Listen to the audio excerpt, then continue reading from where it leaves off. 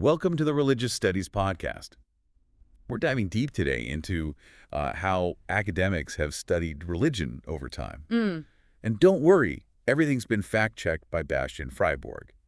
So we're bringing you the good stuff, you know? Absolutely. It's got like a crash course in the history of religious studies. Yeah, a fascinating journey for sure. Yeah, perfect if you're like, hey, I want to know how we even got to this point of, understanding all these different faiths and practices. Exactly. And as you'll see, the way scholars have approached religion has changed so much over the centuries. Yeah. It really mirrors those bigger shifts in thinking and society, too. Oh, for sure. Yeah, Okay, so let's just jump right in. sounds good. It's easy to think that like studying other religions is like a new thing, but You'd think so, but it's not new at all. People have been doing it forever. absolutely. But those early attempts weren't always about genuine understanding, right? Think about early Christians. They were mostly focused on defending their own beliefs and like calling out anything they saw as heresy. Oh, so they were basically looking for reasons to discredit other faiths. Pretty much. It wasn't about understanding those religions on their own terms, but more about fitting them into a framework that like reinforce existing Christian beliefs. Ah, okay. So then when did things start to change? Like when did we get a more systematic, even scientific approach to religion? Well, the 18th and 19th centuries saw a pretty big change, the Enlightenment and the rise of scientific thinking. That had a huge ripple effect. Yeah, yeah. Scholars started trying to apply methods from fields like anthropology and sociology to religion. It's like mapping uncharted territory, right? Exactly. But this is where it gets interesting. Yeah. One of the big ideas from this period was fetishism. Fetishism. Yeah, the idea that certain cultures misunderstood things like storms or diseases, Right. and then they attributed those things to spirits or fetishes. But so you're saying these cultures had irrational beliefs. Exactly. Looking back, we can see this approach was pretty Eurocentric and biased. Yeah. Assuming that European culture was like the peak of human development. Right. And every other culture was just lagging behind. Yeah, not exactly the most open-minded approach. So who helped us move past this kind of thinking? One key figure was Émile Durkheim, a French sociologist. He argued that even those so-called primitive religions served really important social functions. Oh, interesting. For example, he studied Australian Aboriginal religion and found that their rituals and beliefs helped create a strong sense of community and shared values. So it wasn't just superstition. There was real social value there. That's fascinating. Exactly. And this was a huge step forward because it helped legitimize the study of non-European religions, Right. acknowledge their inherent value. Yeah. Now, as we move into the 20th century, things begin to shift again. Okay, this is where things get really interesting. Yeah. What happened in the 20th century that changed how scholars viewed religion? Well, the rise of psychology had a massive impact. Yeah. Scholars started to look at the psychological roots of religious experiences, asking things like, What's the nature of belief? How do rituals function? And what's the role of emotions in all of this? so they were digging deeper into like the individual's experience of the sacred. Yeah, and this led to the emergence of new approaches, like the phenomenology of religion.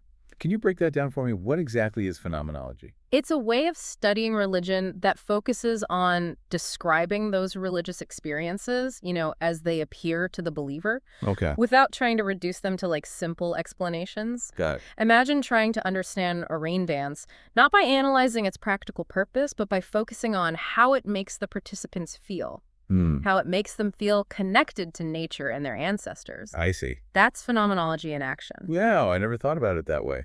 That's a really cool way to approach it. Yeah. So were these scholars trying to find like a universal essence of religion, like something common to all faiths? Two pioneers in this field were Chantepie de Sausset and Gerardus van der Leer. They were definitely looking for commonalities, but not necessarily a single essence. They were more interested in understanding the diverse ways that humans experience and express the sacred. That makes sense. Yeah. Now, I can't talk about religious studies without mentioning Mircea Eliade. It's kind of a big deal. No, absolutely. Eliade was a Romanian scholar who had a huge influence on the field in the mid-20th century. He was particularly interested in the human experience of the sacred. So how did he define the sacred? What did that mean to him? Well, he believed the sacred is fundamentally different from the everyday world, what he called the profane. Okay. For Eliade, religious experiences were all about encountering the sacred realm, which shows itself in different ways across cultures. So you mean like through rituals and myths and symbols? Exactly. He called those moments where the sacred breaks through hierophanies. Hierophanies. Yeah. Think about how lighting a candle in a church, even if just for a moment, can make someone feel connected to something bigger than themselves. That's a hierophany. I like that hierophanies.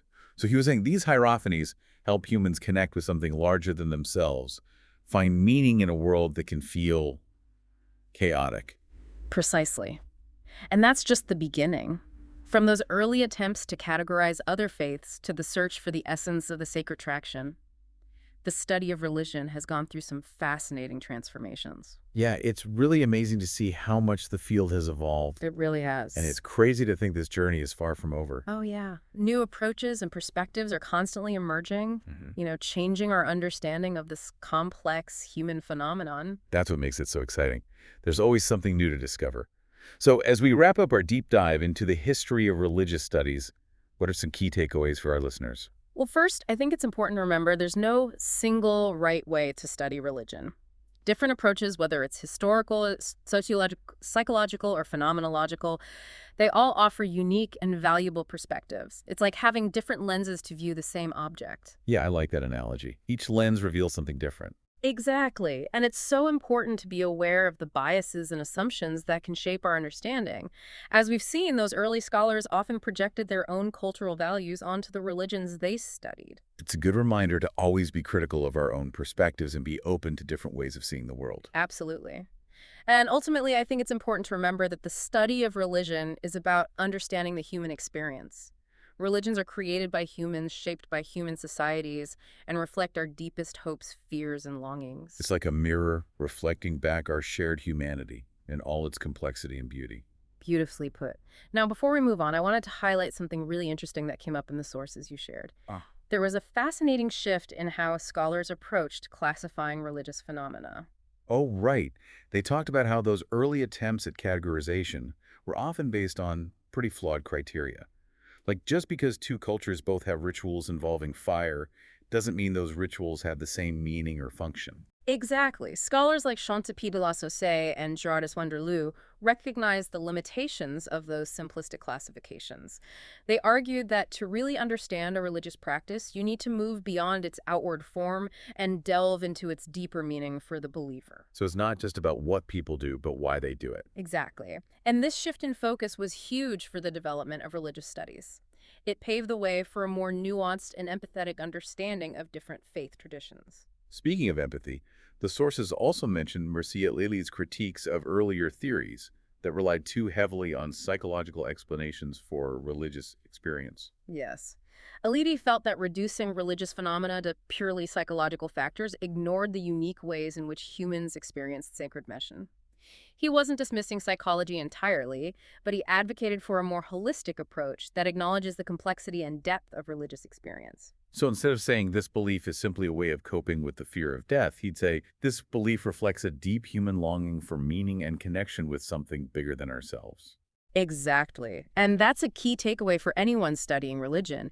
It's about recognizing the profound meaning and significance that these beliefs and practices hold for the people who live them. It's about meeting people where they are rather than trying to fit them into preconceived categories. Beautifully put.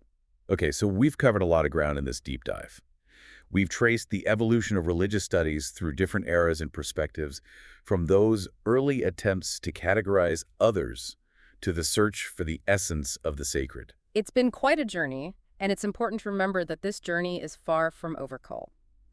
Religious studies is a constantly evolving field, always searching for new ways to understand the complex tapestry of human belief and practice. So where does that leave us? What's the next step for someone just starting to explore this fascinating field? Well, I think the most important thing is to cultivate a spirit of curiosity and open-mindedness.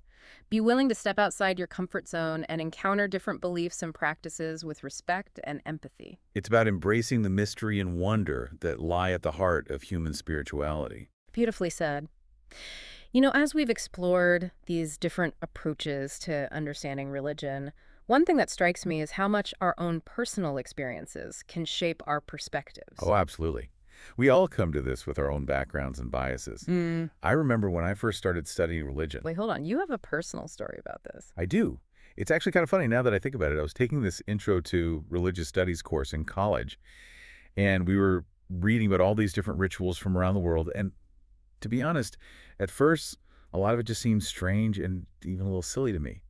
But then we had this assignment where we had to choose a ritual from a tradition outside our own and actually try to experience it. Wow, so you had to step outside your comfort zone and actually engage with a different religious practice. Exactly.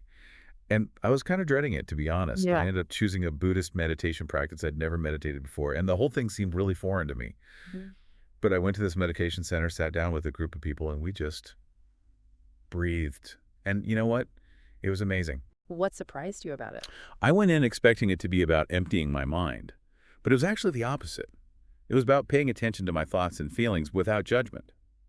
And in that stillness, in that moment of simply being present, I felt this incredible sense of peace and connection. It was like, for a brief moment, I glimpsed something bigger than myself, something beyond my own little world. It sounds like you had a genuine hierophany. I think I did. Yeah. And it totally changed my perspective on religious studies. I realized that it wasn't just about studying these things from a distance. It was about understanding the power of these practices, the way they could connect us to something deeper, something beyond ourselves. That's a beautiful story, and it highlights a crucial point. Sometimes the best way to understand religion isn't just through books and theories, but through direct experience, through actually engaging with these traditions and practices. Absolutely. And that's something I think we can all do, regardless of our background or beliefs. I completely agree. Whether it's visiting a place of worship, attending a religious ceremony, or simply having a conversation with someone from a different faith, there are so many ways to encounter the richness and diversity of human religious experience. And in doing so, we might even discover something new about ourselves, something that helps us connect with that sense of wonder and mystery that lies at the heart of it all. Beautifully said. So as we wrap up our deep dive into the world of religious studies, I think the takeaway message is clear. Keep exploring. Dive deeper, ask questions, and don't be afraid to challenge those assumptions, Exactly. Studying religion, it's not just about memorizing facts, it's about understanding the human condition, Right. exploring those big questions of meaning and purpose that we've all been grappling with forever. Yeah, it's about broadening our horizons, appreciating the incredible richness and diversity of human experience. What's really fascinating is that as you learn about different religions, you might start to question your own assumptions and beliefs. Oh yeah, for sure. And that's a good thing. Absolutely. Religious studies? It should challenge us to think critically and grow in our understanding of ourselves and the world.